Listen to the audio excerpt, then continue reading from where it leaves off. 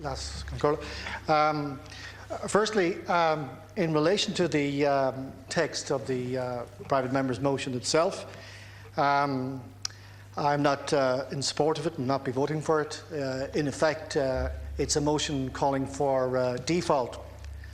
But there's a section of parliamentarians elected to this House that talk about burning bank bondholders, etc., and withholding the money, etc. But in the 11 months that I've been here, I haven't seen a single person who takes this line, who has the courage to put down a motion calling for Ireland to default. Not one. But they couch their motions in language like the way that this one is constructed to try and avoid the real choice between. Hold, please. Can I finish? Yeah. Thank you. The motion is couched in particular language because, as I said already, the fear of putting down or being identified with a motion to default.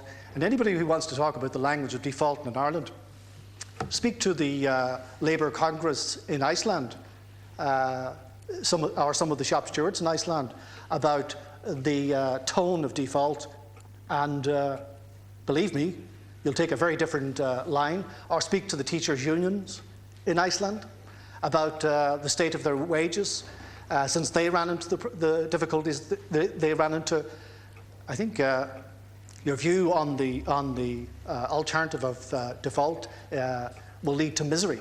Second thing, the motion itself, you read it down, and there's one great omission from it. It tells us that we shouldn't pay this money. And you turn over the page in the hope that the second part of this riddle could be answered, which is, of course, the 1.5 billion, which comes here every month, the end of it, which will arrive in the next few days. But the motion doesn't address that and doesn't say, on the one hand, we shouldn't pay these people, but why doesn't the motion say we should not accept the 1.5 billion monthly sum?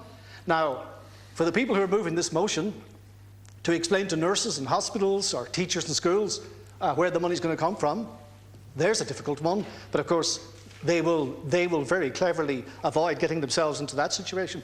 And just in relation to some of the people who've signed this, you need a neck of Wicklow granite to stand up and call for a default. Some of the people who signed this motion were here when this country, the night of the Anglo-Irish bailout, and we've just heard some great references to it, and people came in quite freely and made a decision to bail out probably the most rotten bank in the world that has cost us billions since, and now come in with a motion like this, talking about why we should default. Where was their conscience the night of the bailout in September 2008? In fact, some of the people who signed this didn't even turn up for the vote.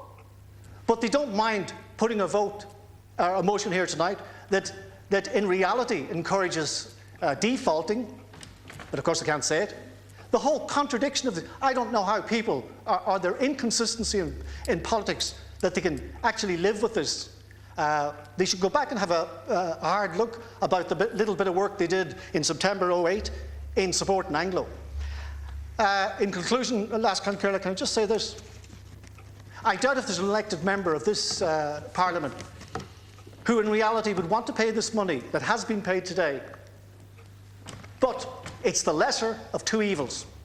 That's what it is.